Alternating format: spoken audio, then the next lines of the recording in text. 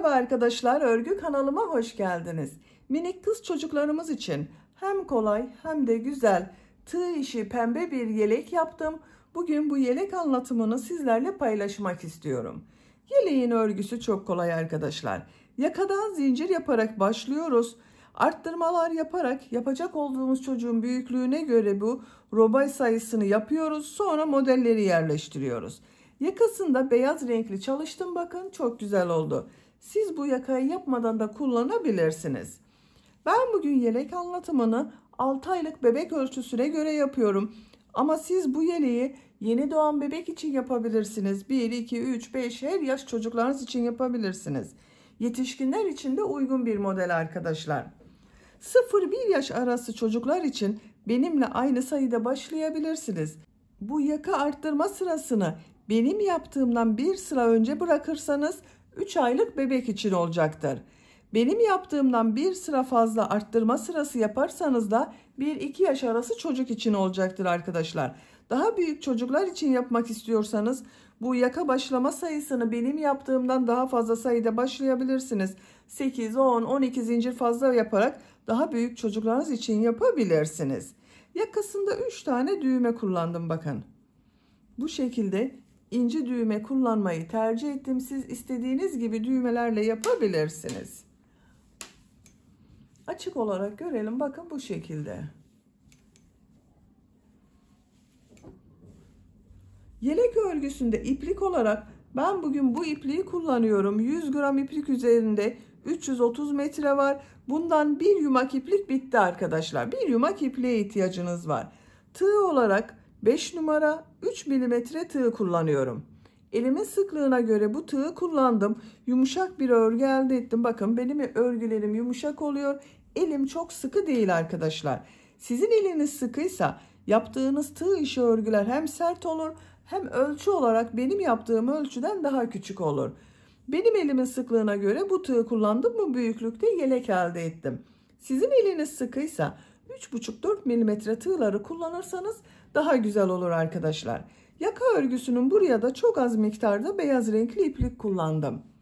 Yeleğin ölçülerini videonun sonunda ölçüyorum arkadaşlar. Tekrar ölçerek zaman geçirmek istemiyorum. Siz farklı ölçülerde yapmak istiyorsanız ben standart ölçü tablosunu hazırladım. O tabloya göre genişliğini ve yüksekliğini ayarlayarak daha büyük veya daha küçük çocuklarınız için bu yelek örgüsünü yapabilirsiniz. İplik tığı hazırlayalım. Hep birlikte bu güzel ve kolay yelek örgüsüne başlayalım. Örgü kanalıma abone değilseniz abone olmayı unutmayın lütfen. Örgü kanalıma abone olmak ücretsiz. Örgü kanalıma ücretsiz abone olup orada bulunan zil şeklini dokunarak açık yaparsanız kanalıma video yüklediğim zaman ilk önce size bildirim gelir. Örgülerimden herkesten önce sizin haberiniz olur. İzlediğiniz videolarıma beğeni ve yorumlarınızı yaparsanız çok sevinirim arkadaşlar. Hepinize kolay gelsin. İyi çalışmalar. Örgüye yakadan zincir yaparak başlıyoruz. İlk ilmeği ben bu şekilde yapıyorum. Size nasıl kolay geliyorsa o şekilde yapabilirsiniz. Zincirleri yapmaya başlıyorum. Çok sıkı zincirler yapmıyorum. 66 zincir yapalım. 66 zincir yaptım. Çok sıkı zincirler yapmadım arkadaşlar, bakın. Bu 66 zincirin kaç santimetre olduğunu ölçüyorum.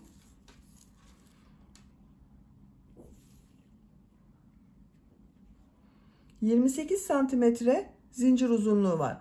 Benim elimin sıklığına göre 28 santimetre için 66 zincir yaptım arkadaşlar. Sizin daha fazla zincir yapmanız gerekebilir. Yapacak olduğunuz çocuğun büyüklüğüne göre bunu 1 yaşından büyük çocuklar için yapıyorsanız, 1-2 yaş arası yapıyorsanız 8 zincir fazla yapabilirsiniz. 74 zincir iyi gelecektir. Yeni doğan bebek için yapıyorsanız da 3 aylık bebek için yapıyorsanız da 4 zincir eksik yapabilirsiniz. Şimdi bu zincirler üzerine trabzan yapıyorum.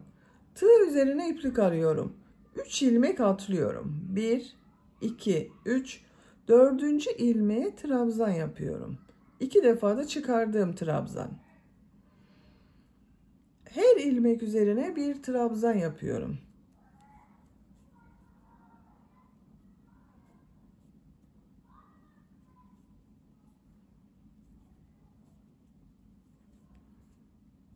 Sıra sonuna kadar devam edelim.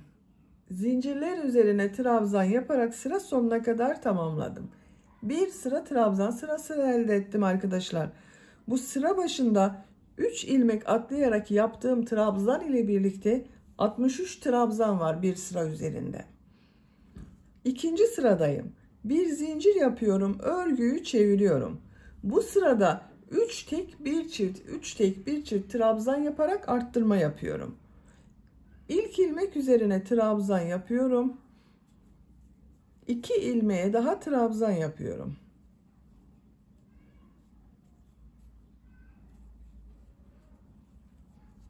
Üç trabzan yaptım. Dördüncü ilmeğe 2 trabzan yapıyorum. Aynı ilmek içine 2 trabzan yapıyorum. 3 ilmeğe 1 trabzan yapıyorum.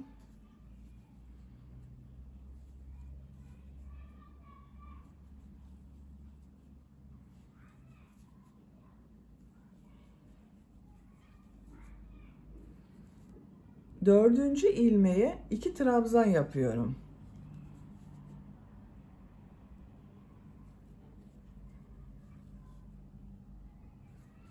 Üç ilmeğe 1 trabzan yapıyorum.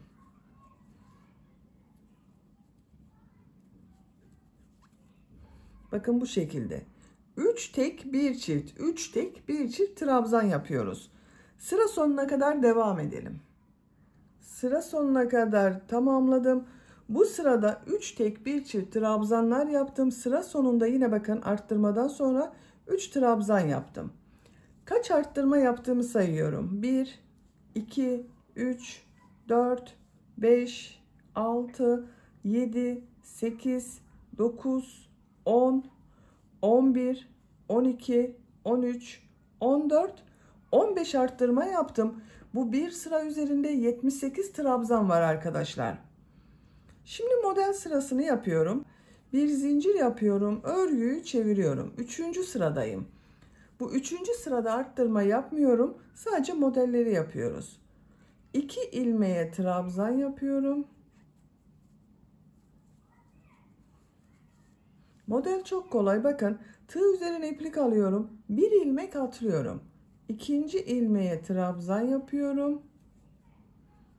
Tekrar tığ üzerine iplik alıyorum. Atlama yaptığım bu ilmeğe dönerek trabzan yapıyorum. Bir ilmek atlıyorum. Trabzan yapıyorum. Atlama yaptığım ilmeğe dönerek trabzan yapıyorum.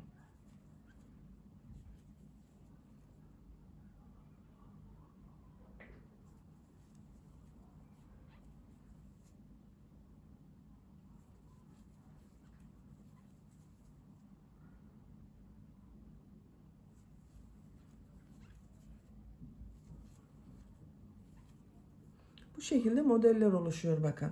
Sıra sonuna kadar devam edelim. Modelleri sıra sonuna kadar yaptım. Sıra sonunda yine 2 trabzan yaptım. Sıra başında da 2 trabzan yaptım. Sıra sonunda da 2 trabzan yaptım. Bir zincir yapıyorum. Örgüyü çeviriyorum. Dördüncü sıradayız. Dördüncü sırada trabzan yapacağız. Yine arttırmalar yapacağız. 3 tek bir çift trabzan yapıyorum. 3 ilmek üzerine trabzan yapıyorum.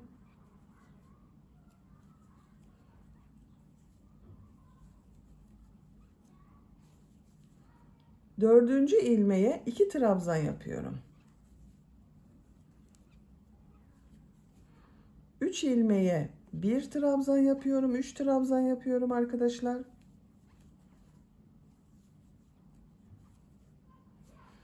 Dördüncü ilmeğe 2 trabzan yapıyorum. 3 tek bir çift trabzan yaparak sıra sonuna kadar devam edelim. Sıra sonuna kadar 3 tek bir çift trabzan yaptım. Çift yaptığım trabzandan sonra bakın 2 ilmeğe birer trabzan yaptım arkadaşlar. Burada 3 trabzan denk gelmedi. 2 trabzan yaptım. Dördüncü sırada 19 arttırma yaptım. 19 ilmek üzerine çift trabzanlar yaptım. Bu bir sıra üzerinde 97 trabzan var. 5. sıradayım. Bir zincir yapıyorum, örgüyü çeviriyorum. Model sırası yapıyoruz. 2 ilmek üzerine trabzan yapıyorum. Bir ilmek atlıyorum, trabzan yapıyorum. Atlama yaptığım ilmeğe dönerek trabzan yapıyorum.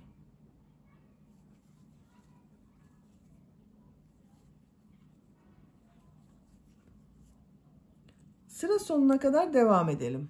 Sıra sonuna kadar modelleri yaptım. Sıra sonunda 3 ilmek var.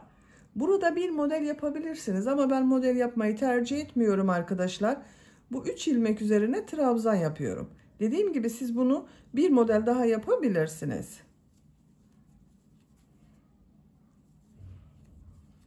Bakın 3 trabzan yaptım. Bu sırada modelleri yaptık. Hiç arttırma yapmadım. 6. sıradayım. Bir zincir yapıyorum. Örgüyü çeviriyorum. 3 ilmek üzerine trabzan yapıyorum. Arttırma sırasındayız arkadaşlar.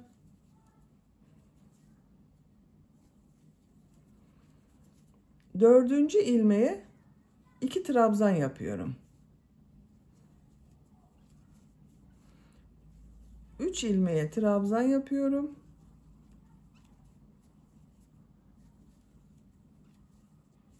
Dördüncü ilmeğe 2 trabzan yapıyorum.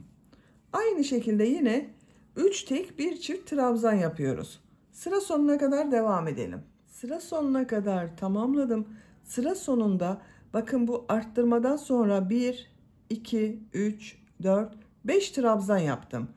Burada arttırma yapmadım arkadaşlar, çok büyük olmasın diye.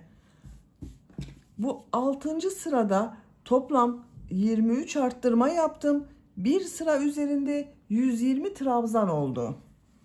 7. sıradayım. Bir zincir yapıyorum, örgüyü çeviriyorum. İlk ilmek üzerine trabzan yapıyorum. Model sırasındayım.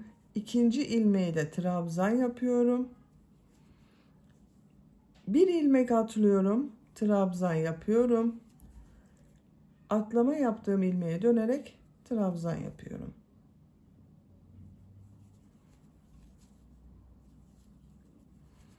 Bakın yine aynı şekilde model yapıyoruz.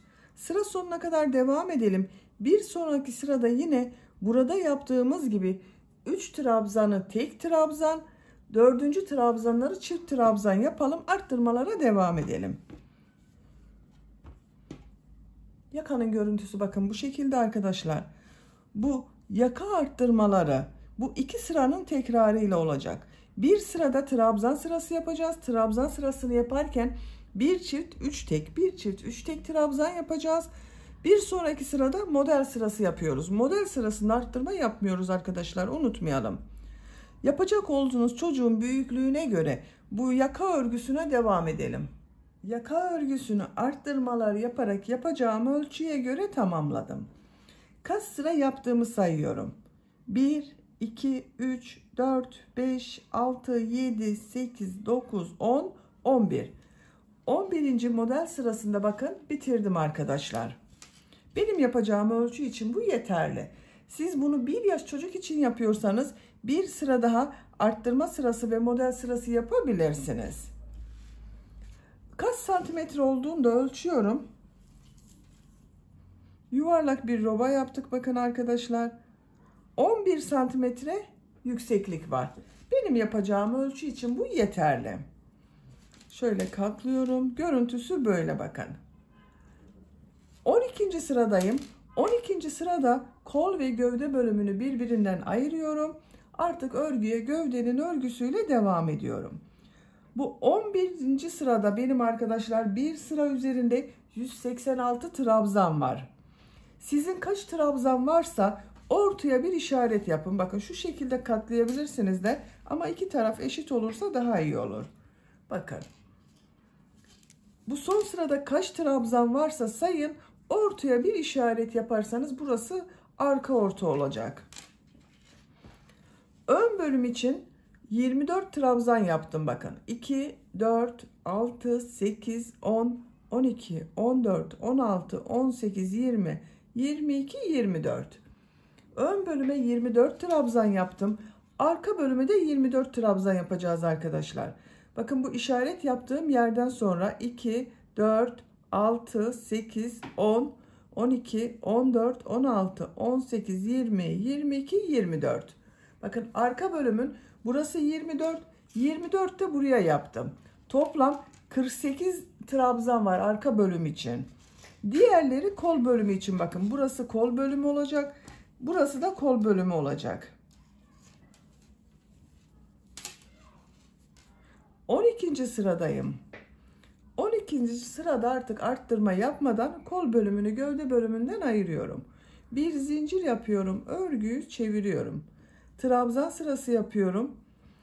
Her ilmek üzerine bir trabzan yapıyorum.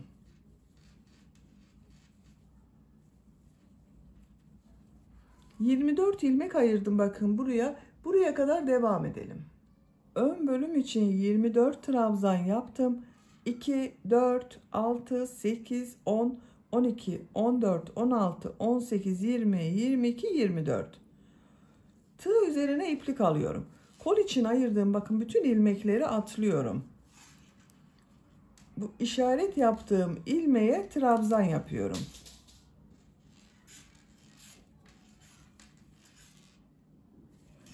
Arka bölümde bulunan ilmekler üzerine trabzan yaparak devam ediyorum.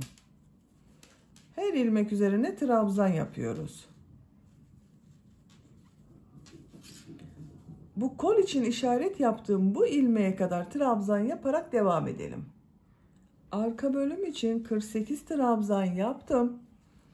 Tığ üzerine iplik alıyorum. Bu kolda ayırdığım ilmekleri bakın atlıyorum.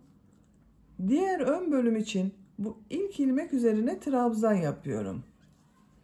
Diğer ilmeklere trabzan yaparak devam ediyorum.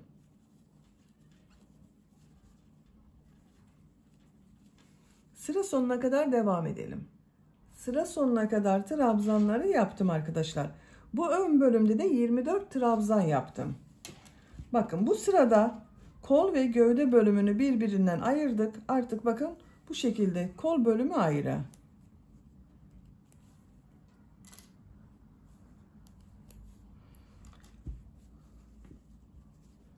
Gördüğünüz gibi bu şekilde oldu arkadaşlar. 13. sıradayım. 13. sırada artık gövde bölümünün modellerini yerleştirmeye başlıyorum. Bir zincir yapıyorum. Örgüyü çeviriyorum. 2 trabzan yapıyorum.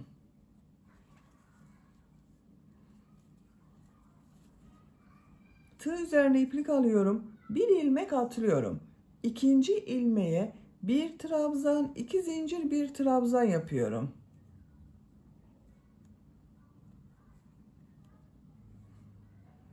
V şekli yapıyoruz bakın.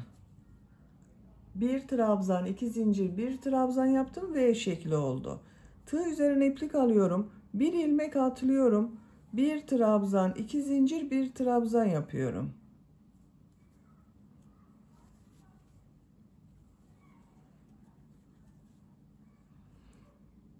Bir ilmek atlıyorum. Bir trabzan, 2 zincir, bir trabzan yapıyorum.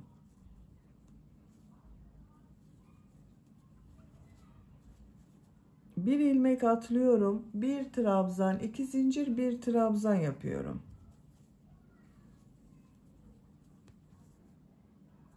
Bu şekilde V şekilleri yaparak sıra sonuna kadar devam edelim.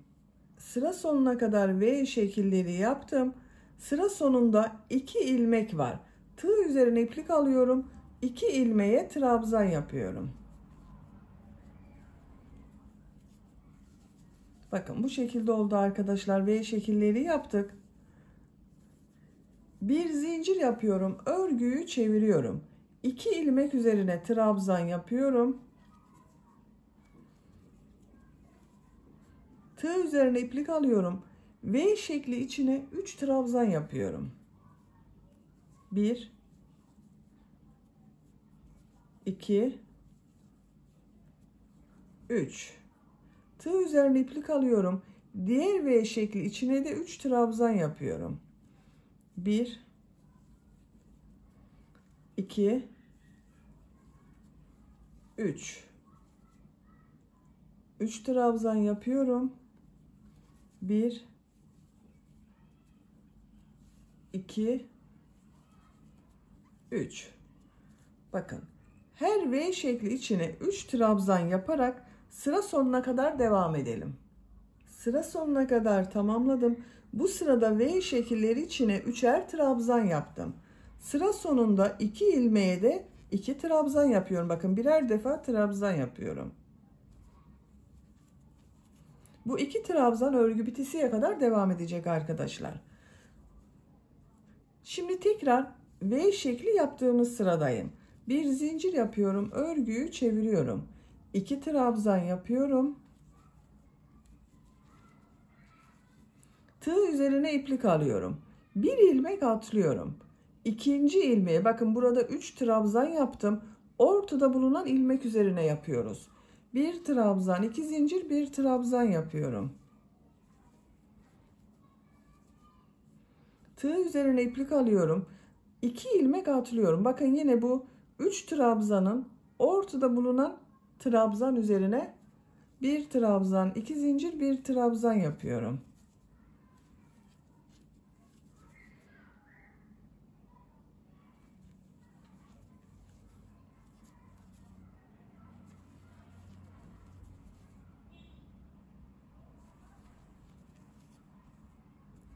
Sıra sonuna kadar devam edelim. V şekilleri yaparak sıra sonuna kadar tamamladım. Sıra sonunda 2 ilmeğe yine trabzan yaptım. Bir zincir yapıyorum, örgüyü çeviriyorum. 2 ilmek üzerine trabzan yapıyorum. V şekli içine 3 trabzan yapıyorum.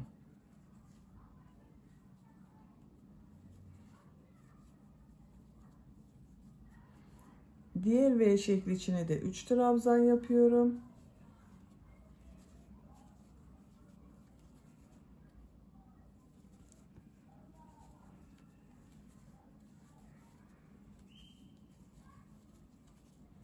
Bakın bu şekilde arkadaşlar. Bir sonraki sırada yine V şekli yapacağız. Gövde bölümünün örgüsü bu şekilde devam edecek.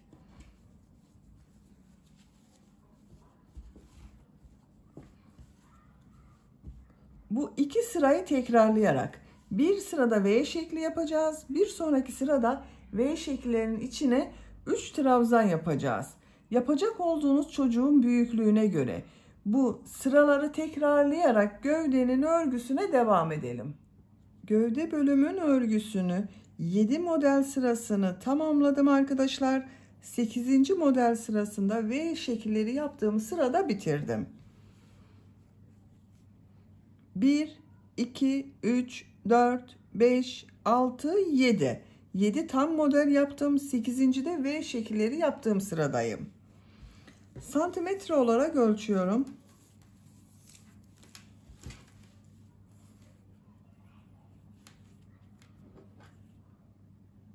17 santimetre yükseklik var. Benim yapacağım ölçü için bu yeterli. Siz biraz uzun olsun istiyorsanız bir model sırası daha devam edebilirsiniz. 8 modeli tamamlayıp 9. sırada bu V şekillerinde bitirebilirsiniz. Son sırayı yapıyorum. Bir zincir yapıyorum. Örgüyü çeviriyorum.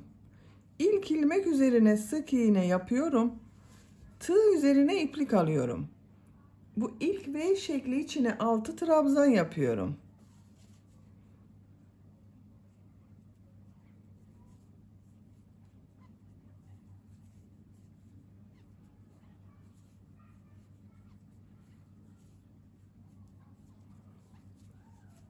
Altı trabzan yaptım. Tığ üzerine iplik almadan diğer V şekli içine sık iğne yapıyorum. Tığ üzerine iplik alıyorum. Diğer V şekli içine 6 trabzan yapıyorum.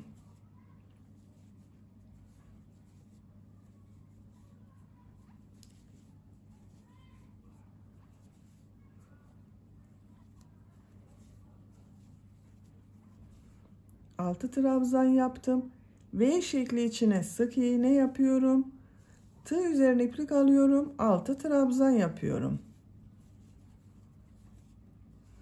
Bakın bu şekilde modeller elde ediyoruz arkadaşlar. Sıra sonuna kadar devam edelim.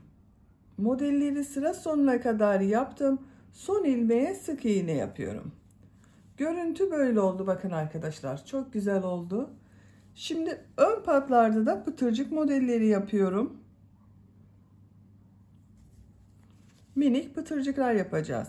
Bir sık iğne, 2 zincir, bir sık iğne yapıyorum. Bir ilmek atlıyorum. Bu ilmeğe bir sık iğne, 2 zincir, bir sık iğne yapıyorum. Bakın bu trabzan boşluğunu atlıyorum. Bir sık iğne, 2 zincir, bir sık iğne yapıyorum. Aynı ilmeğe yapıyorum arkadaşlar. Bir ilmek atlıyorum. Bir sık iğne, 2 zincir, bir sık iğne yapıyorum.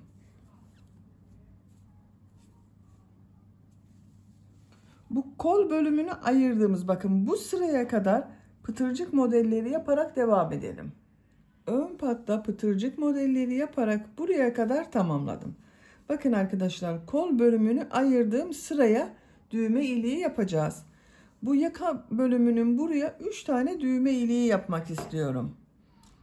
Birisini hemen bu yakanın başlangıcına, ikincisini buraya bakın arkadaşlar.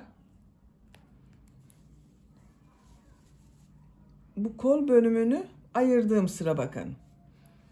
Üçüncüsünde ikisinin ortasına. Bakın buraya.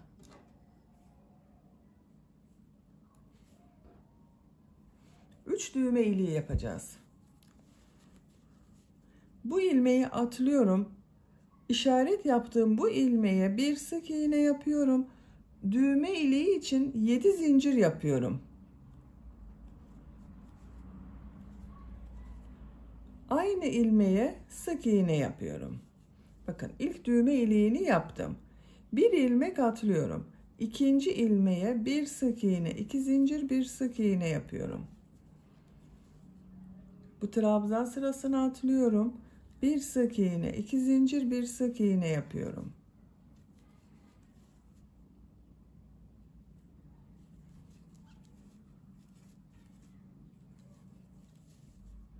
İlmek atlıyorum. Bir sık iğne, 2 zincir, bir sık iğne yapıyorum. Bakın diğer düğme iliğini yapacağım ilmeğe geldim. Bir ilmek atlıyorum. Bir sık iğne yapıyorum. Düğme iliği için 7 zincir yapıyorum. Aynı ilmeğe sık iğne yapıyorum. İkinci düğme iliğini yaptım. İki düğme iliği arasına 1, 2, 3, 4 pıtırcık modeli yaptım. Bu iki düğme iliği arasına da 4 pıtırcık modeli yapacağız arkadaşlar. İlmek atlıyorum. Bir sık iğne, 2 zincir, bir sık iğne yapıyorum.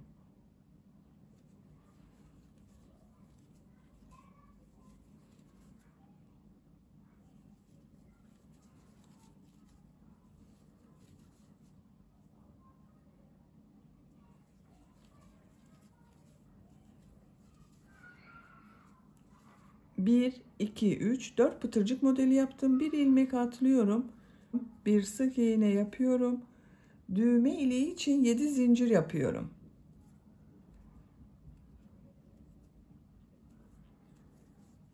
Sık iğne yapıyorum. Bir ilmek atlıyorum. Yaka başlangıcına sık iğne yapıyorum. 3 düğme iliğini yaptım bakın arkadaşlar. Yaka çevresinde sık iğne yaparak devam ediyorum. Her ilmek üzerine bir sık iğne yapıyorum.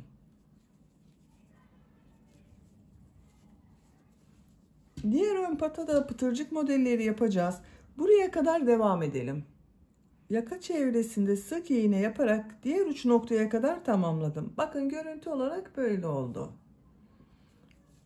Burada da pıtırcık modelleri yapmaya devam ediyorum. Burada yaptığım gibi pıtırcık modelleri yapıyorum. Bir sık iğne, 2 zincir, bir sık iğne yapıyorum. Bir ilmek atlıyorum. İkinci ilmeğe bir sık iğne, 2 zincir, bir sık iğne yapıyorum.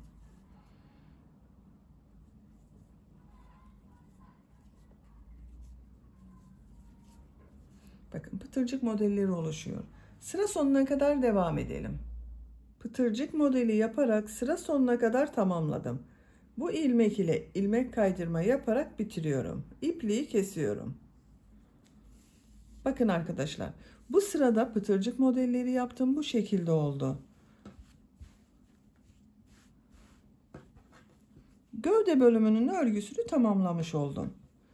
Kol örgüsünü yapmadan önce bu yaka çalışması yapmak istiyorum arkadaşlar. Buraya beyaz renkli iplik ile bir yaka çalışması yapmak istiyorum. Siz isterseniz kendi rengiyle de yapabilirsiniz.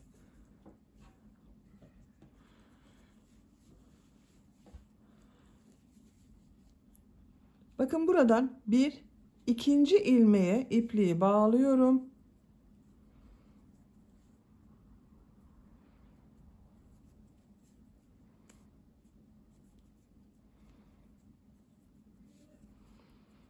Buradan ilmek yapıyorum.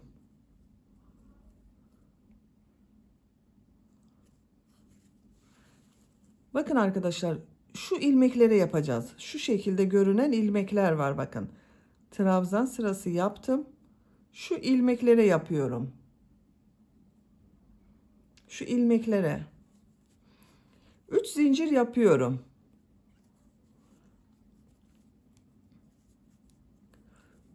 Bu bir ilmeği atlıyorum. Bakın bu ilmeği atlıyorum.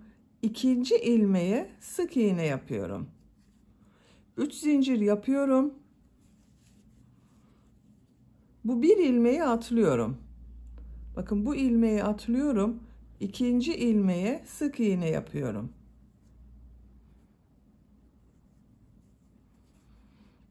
Üç zincir yapıyorum. Bir ilmeği atlıyorum. İkinci ilmeğe sık iğne yapıyorum. 3 zincir. Bakın tekrar gösteriyorum. Bu ilmeği atlıyorum. İkinci olan şu ilmeğe sık iğne yapıyorum. Görüntüsü böyle oluyor bakın. Sıra sonuna kadar devam edelim. Sıra sonuna kadar tamamladım. Sıra sonunda bakın bir ilmek boş kaldı. İkinci ilmekte bitirdim.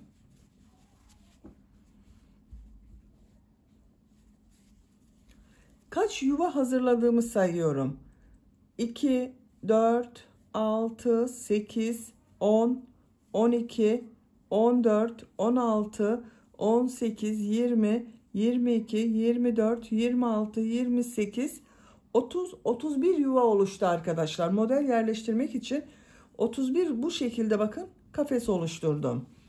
Bu sayının tek sayı olması gerekiyor. Sizin de bu 29 olabilir, 31, 33, 35 bu şekilde olabilir. Çift sayı olduğu zaman modeller denk gelmiyor. Denk gelmesi için arkadaşlar ben bakın burada arada bir ilmek atlamadım. Atlamadan yaptım. Arka bölümde şurada bir ilmeği atlamadan 3 zincir yaptım. Sık iğne yaptım. 31 yuva oluşturdum. Şimdi ikinci sıradayız. İkinci sırada V şekilleri yapıyorum. Bu 3 zincirli boşluğa ilmek kaydırma yaparak geçiş yapıyorum. V şekli için 4 zincir yapıyorum. Bir trabzan yapıyorum. İlk V şeklini oluşturdum. Hepsini içine V şekli yapacağız. İkinci yuvaya bakın. Bir trabzan, 2 zincir, bir trabzan yapıyorum. Bir trabzan, 2 zincir, bir trabzan yapıyorum.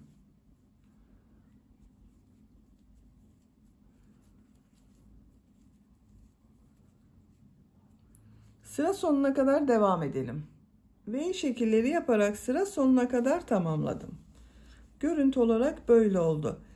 Her kafes üzerine V şekli yaptım arkadaşlar. Bir sıra üzerinde 31 V şekli var. Örgüyü çeviriyorum. İlk V şekli içine ilmek kaydırma yaparak geçiş yapıyorum. Tığ üzerine iplik alıyorum. Aynı V şekli içine 6 trabzan yapıyorum.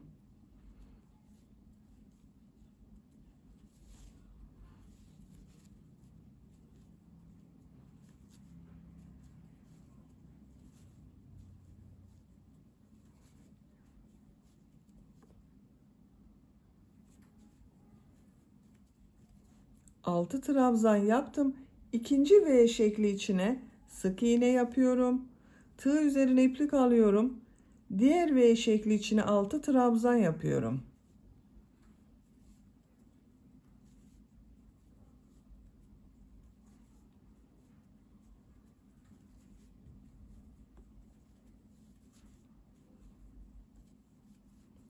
Altı trabzan yaptım. V şekli içine sık iğne yapıyorum.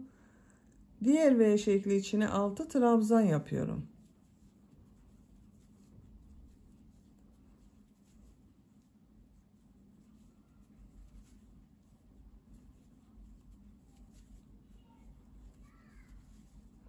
Sık iğne yapıyorum. Bakın görüntü böyle oluyor. Sıra sonuna kadar devam edelim. Sıra sonuna kadar tamamladım. Son V şekli içine de bakın 6 trabzan yaptım. Aynı V şekli içine ilmek kaydırma yaparak bitiriyorum. İpliği kesiyorum.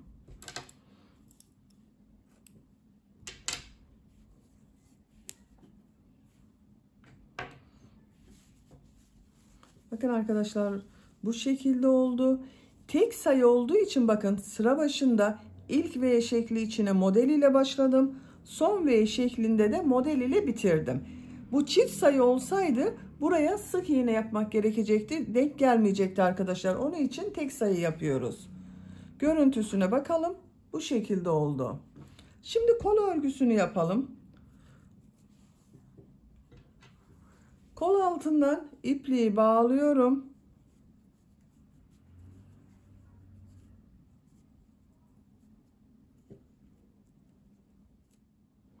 Buradan ilmek yapıyorum. Tığ üzerine iplik alıyorum. Bir ilmek atlıyorum. İkinci V şekli içine 6 trabzan yapıyorum. Burada yaptığımız gibi modeller yapıyorum.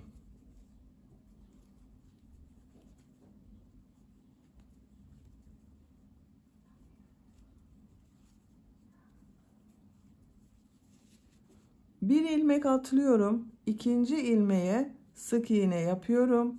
Bir ilmek atlıyorum. 6 trabzan yapıyorum.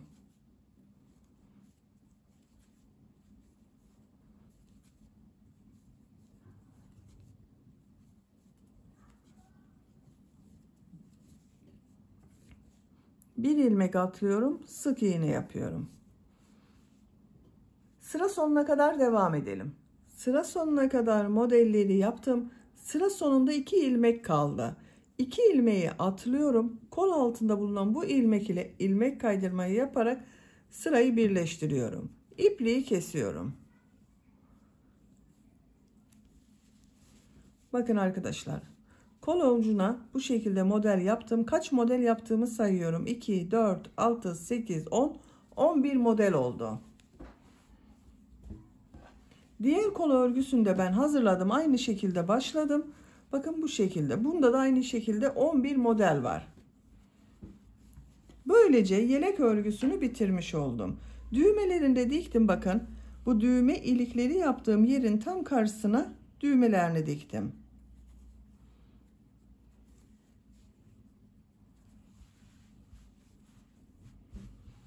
Bakın çok güzel oldu. Arkadan görüntüsü de böyle. Açık olarak da görelim. Bakın arkadaşlar. Bu şekilde.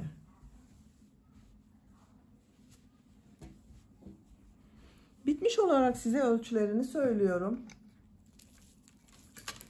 Kol altının buradan gövde genişliğini ölçüyorum. 25 santimetre. Yüksekliğini ölçüyorum. Kol altından gövde yüksekliği 19 santimetre. Omuzdan tam yüksekliğini ölçüyorum. 32 santimetre. 6 aylık bebek için çok güzel bir ölçü oldu arkadaşlar. Beni dinlediğiniz ve izlediğiniz için hepinize çok teşekkür ederim. Örgü kanalıma abone değilseniz abone olmayı unutmayın lütfen. Örgü kanalıma abone olmak ücretsiz. Örgü kanalıma ücretsiz abone olup orada bulunan zil şeklini dokunarak açık yaparsanız Kanalıma video yüklediğim zaman ilk önce size bildirim gelir. Örgülerimden herkesten önce sizin haberiniz olur. İzlediğiniz videolarıma beğeni ve yorumlarınızı yaparsanız çok sevinirim arkadaşlar. Sizlerle yeni örgülerde görüşmek dileğiyle. Hoşça kalın, sevgiyle kalın.